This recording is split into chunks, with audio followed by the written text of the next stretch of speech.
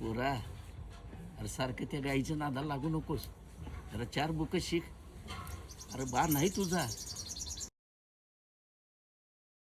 बाळ आई बाबांची लय आठवण येते अगं. बाळ देवाघरी गेलेला माणूस का परत येतोय वे? अरे तुझा बा मरून 3 महिने झाले.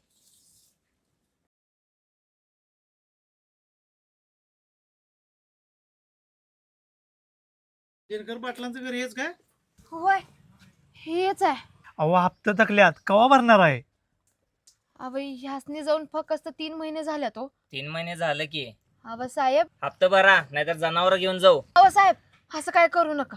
आई हे आपली काय ना हे नाही का नाही. नाही बा, नाही नेत. अहो पैसे द्यायचे टायमाला तेवढं चार्जेस घेतला आणि परत द्यायचं नाही होय. सारखं सारखं तुमच्या दारात पैसे मागायला यायला का आम्ही नोकर आहे होय तुमचं? अव माझं ऐकून तरी मला घ्या. काही सांगू नका. अव बापू, अव ऐकून तरी घ्या मला माझं. काय ऐकायचं नाही. तुम्ही आजच्याच पैसे द्या नाही तर मी दावणीच एखादं जनावर सोडून घेऊन जाणार बघा. अव फक्त 2 दिवस काय झालं सुनबाई? अव बापू, यांनी कर्ज काढलं होतं.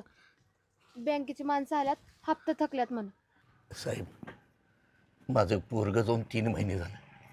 अहो तोच ह्या सगळ्या घराचा आधार होता. आता हे 3 महिने झालं पण त्याचा आवाज या सगळ्या घरात घुमतोय. आमची गुरं आमच्याजवळ ठेवा. आमच्या पोटा पाण्याची काहीतरी व्यवस्था होईल हो. बघा भावना आमच्या कामाच्या मध्ये येत नाहीत. हो बघा नियम आहे, हप्ता भरा नाहीतर जनावर जप्त. साहेब आमच्या गायला नेऊ नका.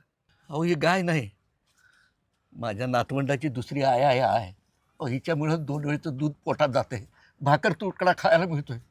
आज माझं पोरगं जिवंत नाही पण सगळं घरदार या गाईमुळंच चाललंय. साहेब, हो माझ्या नवऱ्याचं कर्ज आहे, मी फेडीन, जीवाचं रान करीन, पण माझ्या जनावरांनी नेऊ नका. साहेब, आम्ही मरीन पण आमच्या लेकरांची भूक मारू नका. दया करा, तेवढी आमच्यावर दया करा. बस बस, तुम्हाला 1 महिन्याची मुदत देतो पण पुढच्या महिन्यात मला हप्ता पाहिजे म्हणजे पाहिजे. साहेब लय उपकार झालं हो, लय उपकार झालं. चल रे. लय उपकार झालं साहेब. बापू आपली गाय वाचली. वय बाळा, तुझ्या डोळ्यातली आसवं कळाली देवाला. तुम्ही गेलात पण तुमचं कर्ज मी फेडेन माझ्या मुलासाठी.